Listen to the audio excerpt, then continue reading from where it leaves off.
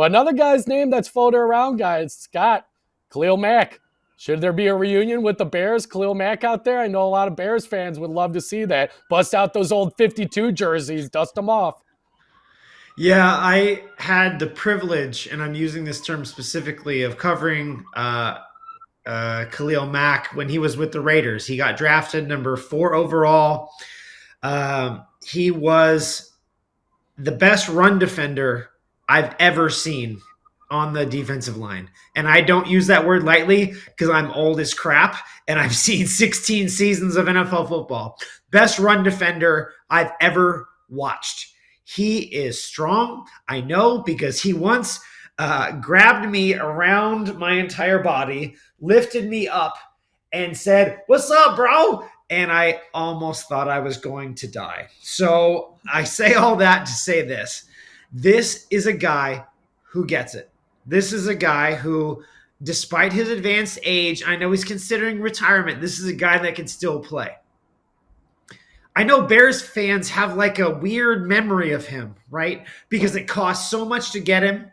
And if you look at it in totality, was the juice worth the squeeze, if I can say that right?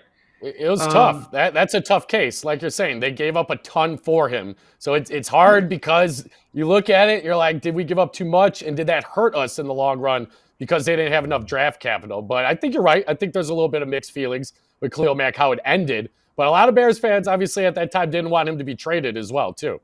There were some good times, too, with Khalil Mack for the Chicago Bears in that first season in particular. Yeah. So Carmen, do you think a reunion is the right move?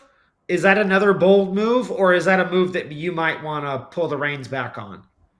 Yeah, I think it depends on what the price tag is, honestly. If Khalil Mack is a little bit more, is open to restructuring and is open to the fact that, hey, maybe he has lost a little bit of a step, I'm never going to say that adding experience along the defensive line in particular or the offensive line, either of the lines, is ever going to be a bad thing.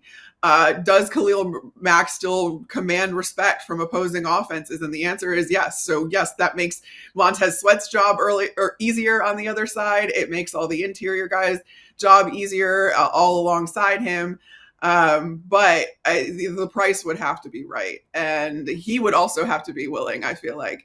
I'm sure that he has some sort of say, given his stature in the league and how long he's been in it, where he goes.